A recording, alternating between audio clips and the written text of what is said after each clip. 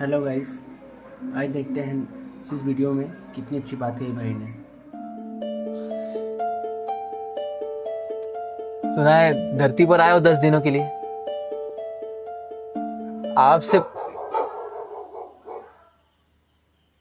आपसे भी बड़ा भगवान है इस धरती पर। उसी से आपको सावधान करने आया हूं।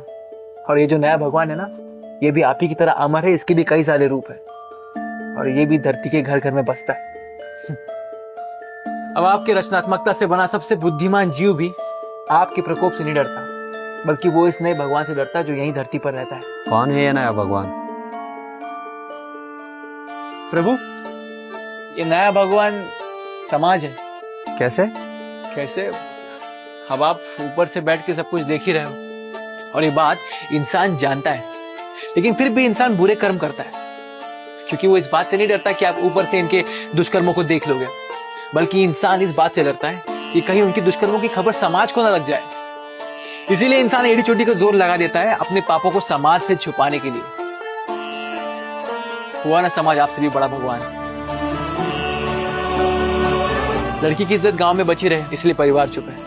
गांव की इज्जत समाज में रहे इसलिए पूरा गांव चुप है। बड़े बड़े लोगों की इज्जत समाज में बची रहे इसलिए पुलिस कंप्लेंट नहीं लिखती, सरकारें चुप है।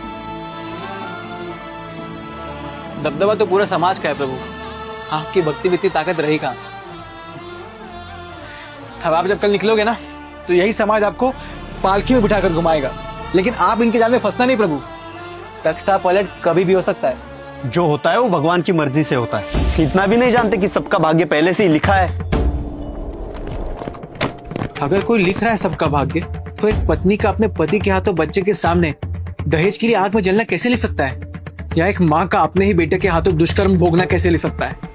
अगर इन सभी पीड़ितों की दशा इनके लेखनी से लिखी एक लीला है, तो ये भगवान नहीं केवल एक लेखक है, जो इतना निपुण है कि सारे मनुष्य के जीवन को एक ही जुगलबंदी में लिख तो सकता है, मगर है तो केवल ही एक लेखक, मात्र एक लेखक।